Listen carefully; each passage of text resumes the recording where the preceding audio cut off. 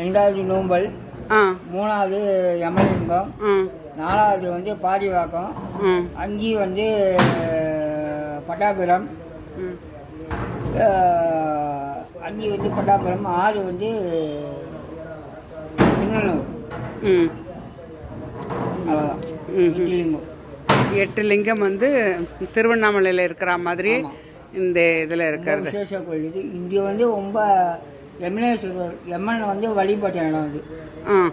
இப்போ நம்ம எந்த நோய் இருந்தாலும் அவர்கிட்ட வேண்டினா தேவலையாகும், வைத்தியம். இப்போ இந்த கோவில் கும்பாபிஷேகம் ஆச்சு இல்லைங்களா? ரீசெண்டாக கும்பாபிஷேகம் ஆச்சு. இந்த இடம் என்ன லொக்கேஷன் சொல்லுங்கள். இந்த இடம் அது மட்டும் தெரியாது. இந்த இடம் பேர் என்ன? இந்த ஊர் பேர் சென்னீர்குப்பம். சென்னீர்குப்பம் பூந்தமல்லியிலிருந்து கரையாஞ்சாவடி நகராட்சிக்கு அடுத்து சென்னீர்குப்பம் ஊராட்சி. இது வந்து யமலிங்கம். எப்படி திருவண்ணாமலையை சுற்றி லிங்கங்கள் இருக்குதோ அதுமாரி வேதபரீஸ்வரர் வந்து தலை அதாவது அருணாச்சல போய் நடந்துச்சுனாக்கா இது ஒரு யமலிங்கம். இதுக்கு முன்னாடி நூம்பலில் ஒரு அக்னிலிங்கம், அந்தாண்ட சுந்தர சோழபுரத்தில் ஒரு லிங்கம், அதுக்கு சுற்றி ஒரு 9 லிங்கம் 8 லிங்கம் இருக்குது. அதாவது இது லிங்கத்தை வழிபட்டா இது சுற்றி வந்தாக்கா திருவண்ணாமலை போக வேண்டிய இது இருக்குது.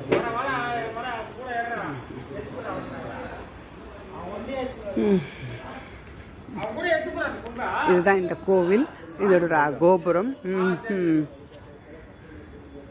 இது தாயார் சன்னதி. துர்கை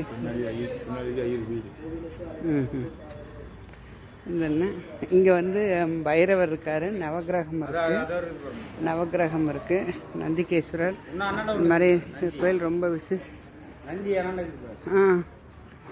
நந்திகேஸ்வரன், நந்தி, சிவனுக்கு நேராக நந்தி இருக்குது. இது கும்பாபிஷேகம் ரீசெண்டாக ஆனதால் இதெல்லாம் கட்டெல்லாம் கட்டி வச்சுருக்காங்க. போன வாரம் தான் கும்பாபிஷேகம் ஆச்சு. வில்லுவ மரம், மல்லிச்செடி, இது மாதிரி எல்லா நல்ல மரங்கள்லாம் இங்கே இருக்குது. நன்றி, வணக்கம். இங்கே ஒரு மரம் இருக்குது, இது ஒரு மரம் இருக்குது. முருகர் சன்னதி, பிள்ளையார், நிறைய வில்லுவ மரம் இருக்குது. இங்கே வில்லுவ காயெல்லாம் கொட்டி இருக்குது. நன்றி, வணக்கம்.